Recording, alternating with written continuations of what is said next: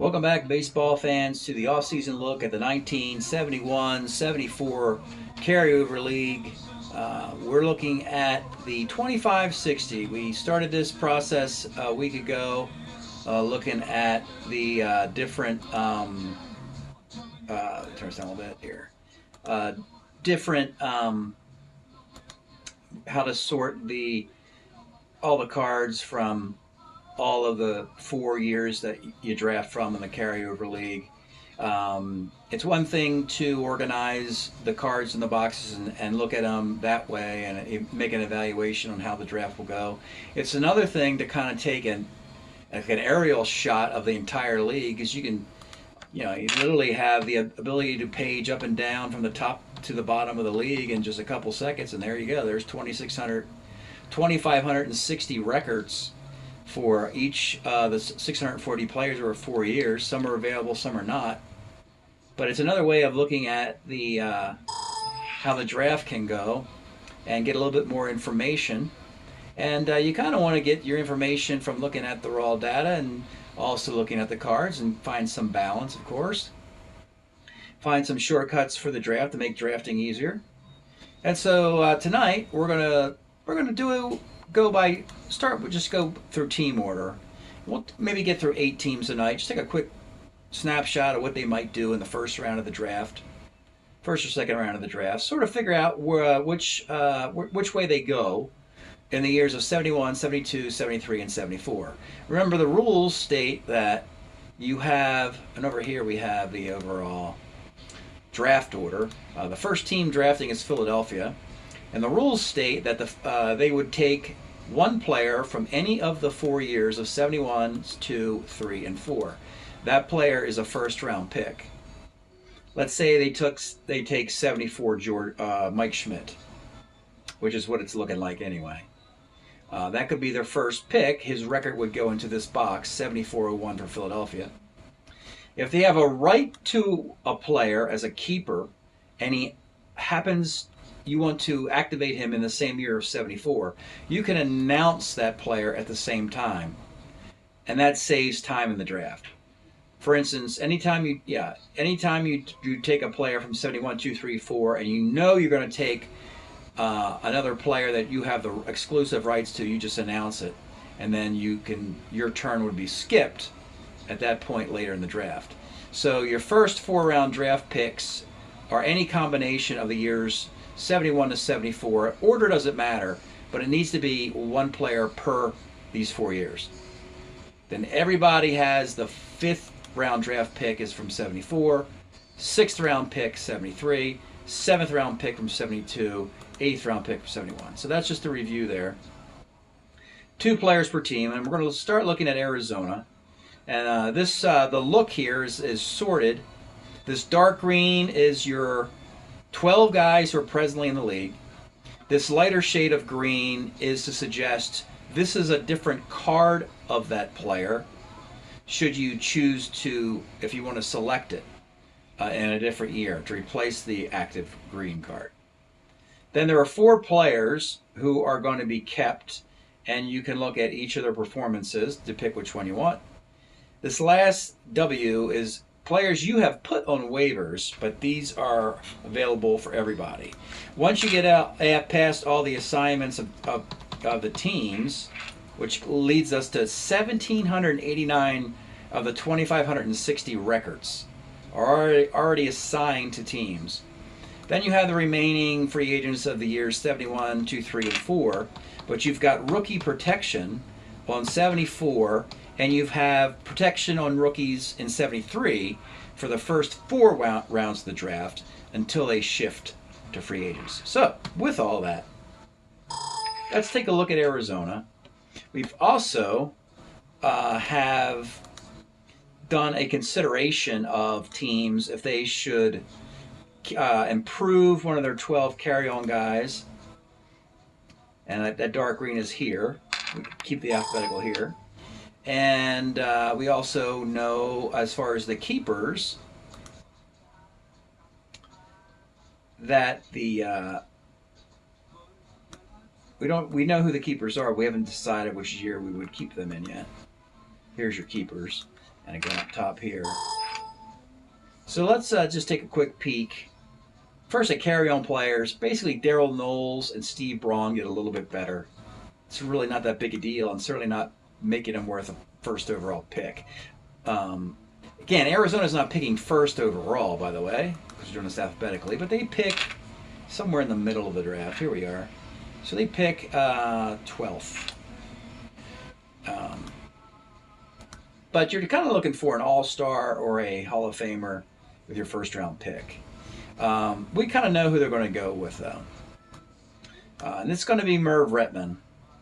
And Merv Retman has an outlier year in 1971. He's one of the best hitters in baseball in 71.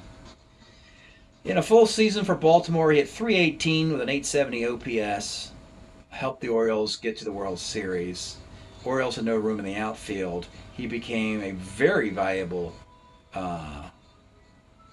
casualty, and Arizona scooped up his rights. And even if it's just for 1 year in 71, that could be the first pick.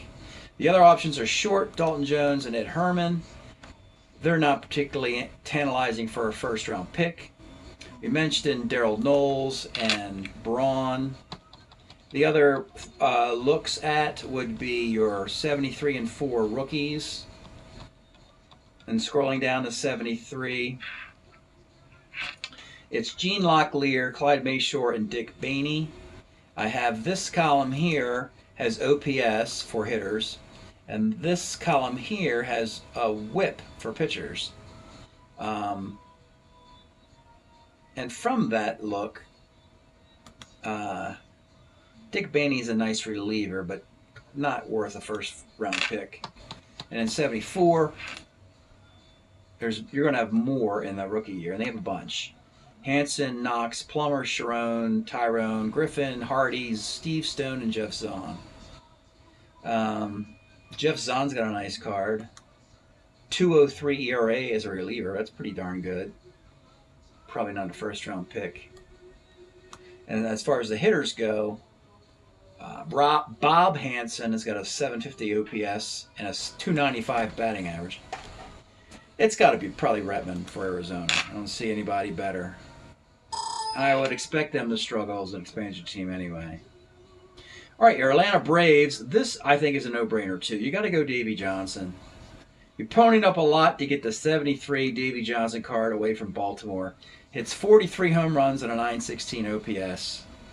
That's got to be the pick. We're just going to keep going. Baltimore. Now they have all classic Oriole keepers. Paul Blair, Jim Palmer, Boog Powell, and Brooks Robinson. All top-notch guys with World Series, plenty of World Series experience here. And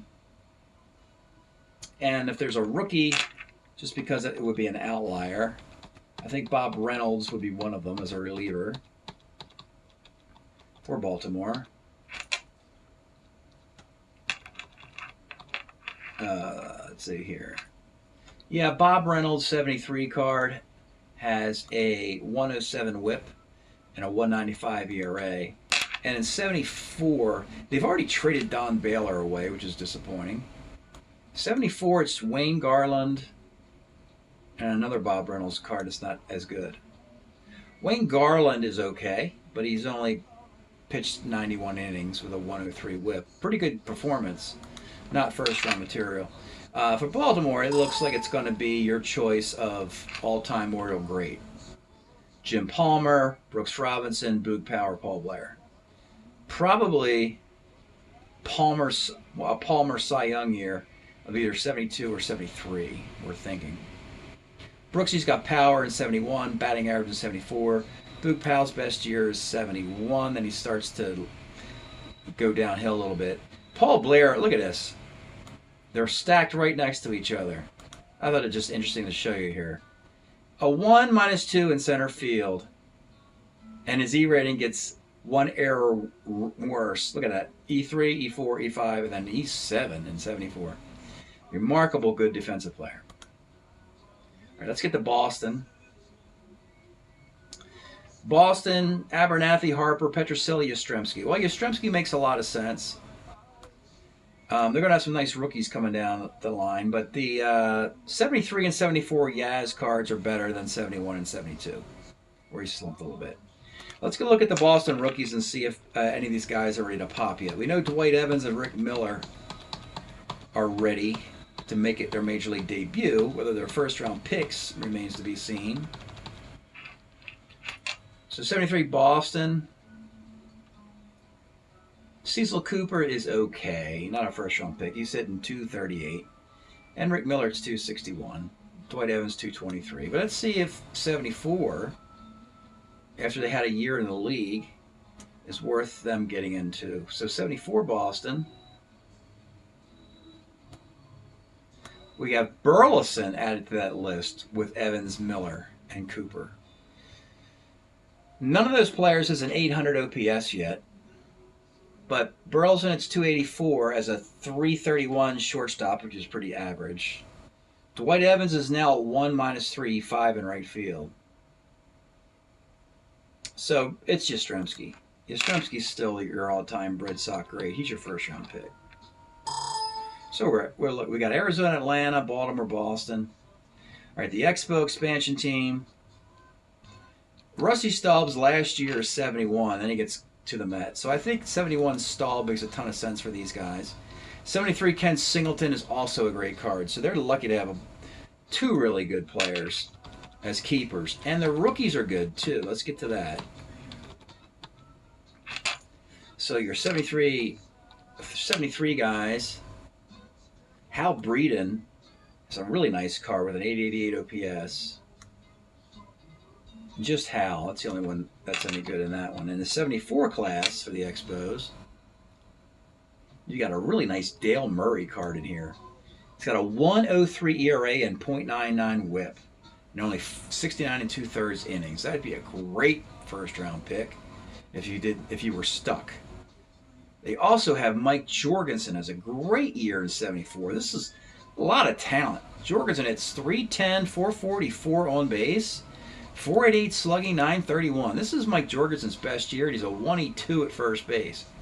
Mike Jorgensen, 74. My goodness. So him, Rusty Staub, Kenny Singleton, and Dale Murray are all possible first-round picks on a very deep team suddenly. California Angels. Eddie Fisher, Bill Singer, Jim Spencer, Cesar Tovar. Nothing flashy there. Eddie Fisher, 71 is nice. Bill Singer is a flashy guy there. He's been very good in Strat. And his 73 season, he can pitch on 3 days rest and won 20 games. But his whip's a little high, 130. If you can't find anybody better than Bill Singer, he's the dude. He's your default #1 pick. Jim Spencer never gets up to 750 on an OPS. Tovar doesn't either, and he only has 1 year hitting 300. So I don't see anything really flashy there in California. Let's see what their rookies look like. Nothing really. Rudy Meoli, Rich Hand, Dick Lang in 73. Nothing special. And 74. We have a lot of guys in 74. Tony Saleta might be the best of this group at 268, 361 on base, 406 slugging, 767 in OPS. Wish he had a little bit more power than that, but that's still good. Definitely good enough to get into the league. Whether it's first-round pick material remains to be seen. Frank Tanana with a 3.12 ERA, and he pitches on 3 days rest in 1974. Now that is a splash, folks. That is a first-round pick potential. You're getting a lefty starter who can go at the top of the rotation with Nolan Ryan, Clyde Wright, and Bill Singer. So Tanana or Bill Singer will be the first-round pick for the Angels. Great news for California, who often have to win with pitching. Their offense never gets scary till the late 70s, I suppose. How about the Cubs? Oh, this is a no-brainer, too. Hall of Famer Billy Williams, 1970 year. That card expired, but guess what happens in 72? Almost the same kind of year. 37 home runs and a 333 batting average. First-round pick material right there Not going to go any further. White Sox, and we'll call it after this.